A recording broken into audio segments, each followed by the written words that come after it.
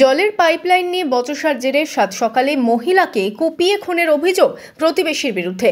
জানা গিয়েছে, বেলডাঙ্গা পৌরসভার 13 নম্বর ওয়ার্ডের 23 পল্লী ঘোষপাড়া এলাকায় রবিবার সকালে জলের পাইপ নিয়ে প্রতিবেশীর সাথে বিবাদ বাঁধে সীতা ঘোষের পরিবারের।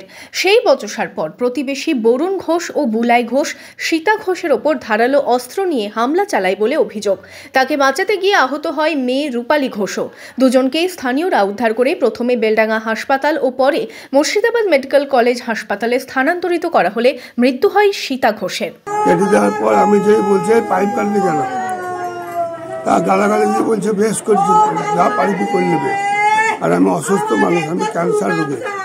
হ্যাঁ, আমি চলে এলাম, এসে এইখানে দু কথা হইলো, হয়ে গালাগালি করতে লাগলো। তখন এই মেয়েটা দিয়ে বলছে, এই তুই গালাগালি করছে কেন, অসুখ মানুষের সঙ্গে। ওকে বানানো দেখালো, প্যান্ট খুলে দেখালো। তারপরে ওর মেয়ে এসে বলছে, তোর স্বভাব কি রে, তোর শিয়ানা ছেলে, পাড়ার মানুষ, তোর এইসব করছে। হ্যাঁ, এই তোর কোপ মেলছে। কে কোপ মারলো? ওই বরুণ ঘোষ। হ্যাঁ, বরুণ কোপ মেললো। এখন কি অবস্থা তার? এখন তো বলতে পারবো না, এখন প্রথমে ওদের কিলি ঝামেলা হচ্ছে সেটা জানি না।